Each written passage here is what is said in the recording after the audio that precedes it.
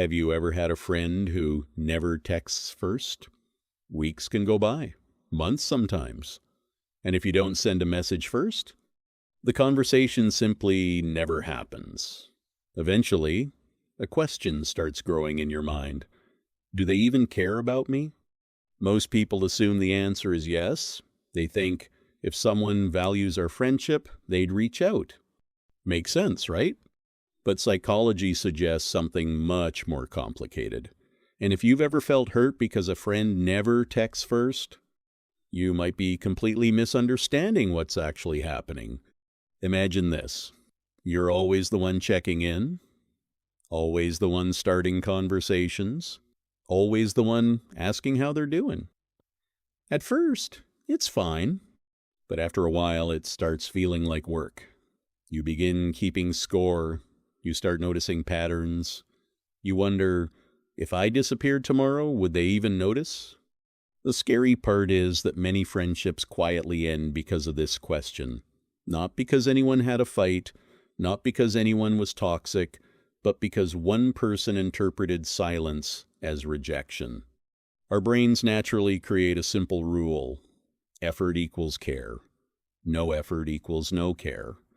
But human relationships don't always work that way. Think about birthdays. Some people never forget one. Others forget every single year. Does forgetting automatically mean they care less?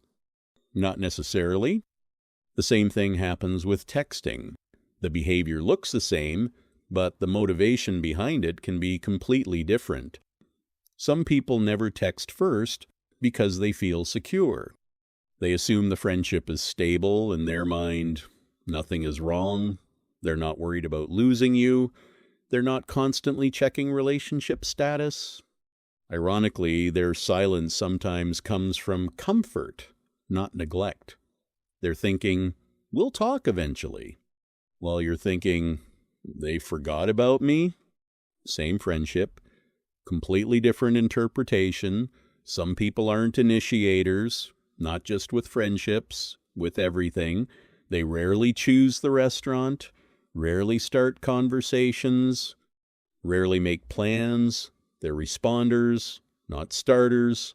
When you text them, they're happy to talk. When you call, they're happy to answer. But initiating simply doesn't occur naturally to them. It's not intentional. It's their default setting. Then there's another type, the overthinker. They think about texting a lot. They even open the chat. Then their brain starts asking questions. What if they're busy? What if I'm bothering them? What if they don't want to talk? So they wait. Tomorrow becomes next week becomes next month, and eventually the message is never sent.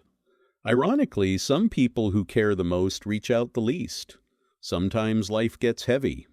School, work, family problems, mental exhaustion, stress consumes attention, not because friendships stop mattering, but because survival takes priority. Many people enter periods where they disappear from everyone, not just you, everyone. Their silence isn't personal, it's a symptom of overload. Here's something interesting.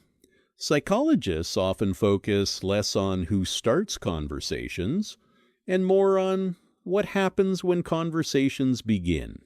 When you text them, do they seem happy to hear from you? Do they engage? Do they remember things about your life? Do they make time for you?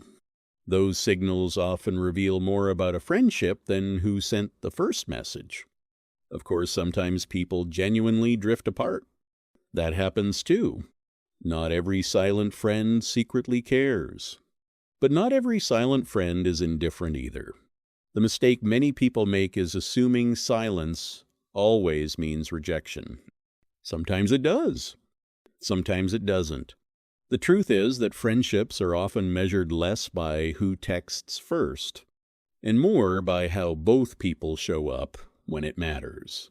So think about that friend who never messages first. Maybe they don't care. Or maybe they've been thinking about you the whole time and just never hit send. If you've ever had a friend like that, comment. I know someone like this.